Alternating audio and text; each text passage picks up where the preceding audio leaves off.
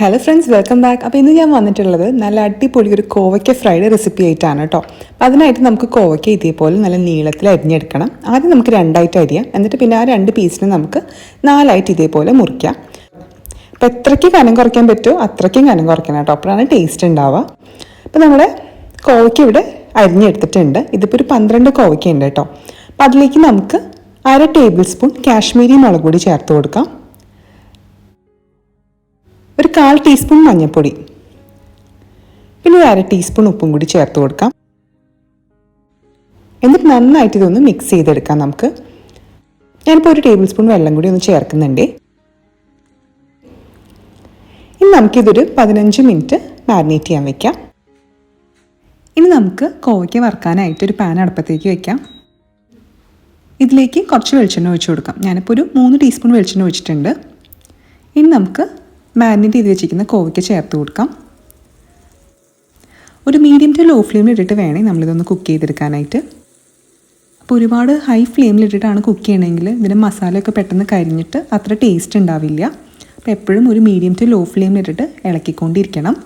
10-12 minute കഴിയുമ്പോഴേക്കും കോവയ്ക്കൊക്കെ നന്നായിട്ട് വാടി വരും.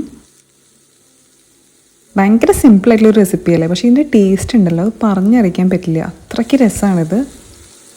നമ്മുടെ വഴുതിനിങ്ങ ഫ്രൈ ഒക്കെ ഇല്ലേ, അതേപോലെയൊക്കെയാണ്. നല്ല രസമാണ് കഴിക്കാനായിട്ട് ചോറിൻ്റെ കൂടെ. വേറെ കറിയൊന്നും ഇല്ലെങ്കിൽ ഇത് മാത്രം മതി ചോറിനാനായിട്ട്. അപ്പോൾ എന്തായാലും ഒന്ന് ട്രൈ ചെയ്ത് നോക്കണം കേട്ടോ. ട്രൈ ചെയ്തിട്ട് ഇഷ്ടമാണെങ്കിൽ നമ്മുടെ ചാനൽ സബ്സ്ക്രൈബ് ചെയ്യാൻ മറക്കരുതേ.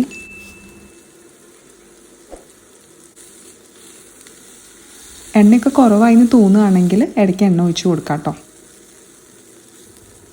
ഇപ്പോൾ ഒരു 10 മിനിറ്റ് കഴിഞ്ഞിട്ടുണ്ട്. ഇപ്പോൾ തന്നെ നന്നായിട്ട് കോവയ്ക്ക വാടി വന്നിട്ടുണ്ട്. ആ ഒരു ടൈമിൽ നമുക്കൊരു 1/4 ടീസ്പൂൺ കുരുമുളക് പൊടി ചേർത്ത് കൊടുക്കാം.